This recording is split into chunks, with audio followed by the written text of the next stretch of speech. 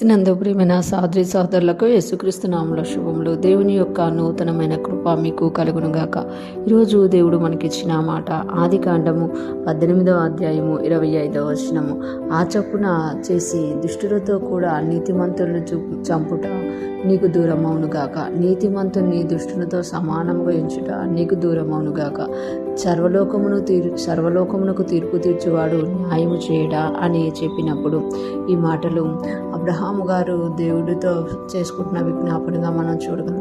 ఎప్పుడైతే అబ్రహాము గారు గృహాన్ని దేవుడు దర్శించారో, అబ్రహాము గారు ఆతిథ్యాన్ని స్వీకరించారో, అబ్రహాము గారికి దేవుడు తను ఏదైతే నిబంధన చేశారో ఆ సంతానము నెక్స్ట్ ఇయర్ మీరు పొందుకుంటారు అని దేవుడు ఇక్కడ తెలియజేస్తూ, ఆయన అనుకుంటారు కదా, దేవుడు నేను చేయబో దానిని అబ్రహామునికి దాచేదనా అని చెప్తే అని అనుకొని సొదొమ గుమర విషయంలో దేవుడు ఏం చేయబోతున్నాడు, లోతు ఉన్న ప్రాంతాన్ని దేవుడు ఎలాగా నాశనం చేయబోతున్నాడో చెప్పినప్పుడు ఇక్కడ అబ్రహాం గారు దేవుని సన్నిధిలో ప్రార్థన చేయడానికి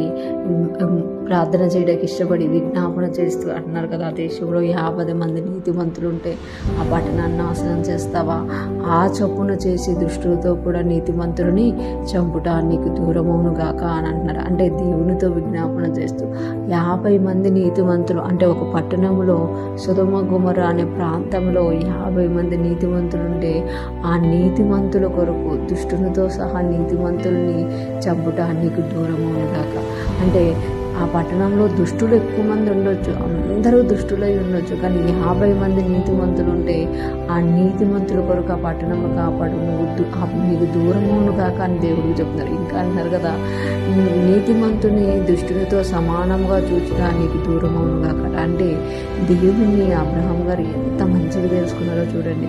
ఎందుకనంటే ఆ దేవుడు దుష్టుల్ని సహించలేడు కానీ నీతిమంతులను కాపాడేవాడని తెలుసు. అందుకే ఇక్కడ అబ్రహాం గారు అంటున్నారు కదా, ఆ తప్పున చేసి దుష్టులతో కూడా నీతిమంతుల్ని సంహరించుట నీకు దూరమవునుగాక అంటున్నారు.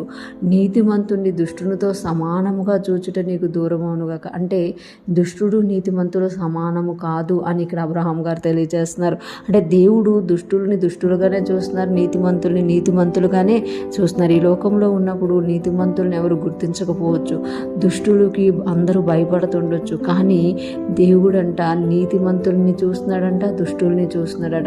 అందుకే అబ్రహాం గారికి ఆ విషయం తెలుసు కాబట్టి ఇక్కడ అంటున్నారు కదా, ఆ చొప్పున చేసి దుష్టులతో కూడా నీతిమంతులను చంపుట నీకు దూరమవునుగాక. నీతిమంతుని దుష్టునితో సమానముగా ఎంచుట నీకు దూరమవునుగాక. సర్వలోకమునకు తీర్పు తీర్చువాడు న్యాయం చేయడా అని చెప్పినప్పుడు ఇక్కడ మనం చూస్తే ఆయన విజ్ఞాపన ప్రారంభిస్తూనే దేవుని మనసు ఎరిగిన వాడిగా ఉన్నట్టు ఇక్కడ అబ్రహాం గారిని మనం చూస్తున్నాం అన్నమాట. ఆయన అంటున్నారు కదా, నువ్వు ఎలా చూస్తావు, నీకు నీతిమంతులు వేరు, దుష్టులు వేరు, విశ్వాసం చూపించేవారు వేరు, విశ్వాసం లేనివారు వేరు, పరిశుద్ధతలు ఉన్నవారు వేరు, పరిశుద్ధత లేనివారు. నువ్వు అందరినీ చూస్తున్నావు కదా, సర్వలోకానికి నువ్వు న్యాయం తీర్చే దేవుడు కదా. ఈ సొదొమ గుమరలో 50 మంది ఉంటే నీతిమంతులు, ఆ నీతిమంతులు బట్టి ఆ ప్రాంతాన్ని కాపాడు అని ఇక్కడ ప్రార్థన చేస్తున్నట్టు మనము చూడగలం. ఈరోజు ఫ్రెష్ మనం వింటున్న ప్రతి ఒక్కరూ జ్ఞాపకం చేసుకోవాలి, మన వాక్యానుసారంగా జీవిస్తున్నామా, దేవుని చూసి, దేవుని మాటలు చూసి నీతిగా జీవిస్తున్నావా, పరిశుద్ధంగా జీవిస్తున్నావా, నీవే దేవునికి సమర్పించుకొని ఈ లోకంతో ఏకీభవించుకొని చూస్తున్నావా, అయినా నువ్వు నిందింపబడుతున్నావా, దేవుడు చూస్తున్నారు. నీ నీతిని బట్టి నీకు ఆయన ప్రతిఫలం ఇచ్చే దేవుడు. దుష్టులకు జరిగినట్టు నీతిమంతులకు జరగదు అని ఇక్కడ అబ్రహాం గారు దేవుడికి చేసిన ప్రార్థనలో మనకు కనబడుతున్నమాట. దేవునికి ప్రతిదీ తెలుసు, మనం ఎలా జీవిస్తున్నాం, ఎంతగా నీతిగా జీవించడానికి ఇష్టపడుతున్నాం, పరిశుద్ధంగా జీవించడానికి ఇష్టపడుతున్నాము కనుక దేవుడు ప్రతిఫలం ఇచ్చే దేవుడు అనమాట. ఈరోజు ప్రశ్న వింటున్న ప్రతి ఒక్కరూ కూడా మనము నీతిమంతులముగా జీవించడమే కాదు, మన పట్టణంలో కూడా నీతిమంతులు లేవాలని, నీతిమంతులు ఉన్న ప్రాంతాలు కాపాడబడతాయని మనం గ్రహించి నీతిమంతులకు మన పట్టణంలో ప్రబలాలని, దేవుని యొక్క రాజ్యం ప్రబలాలని ప్రార్థించే వారంగా ఉందుము గాక. మన పట్టణాలను మనము కాపాడుకుందుము గాక. ఆమేన్.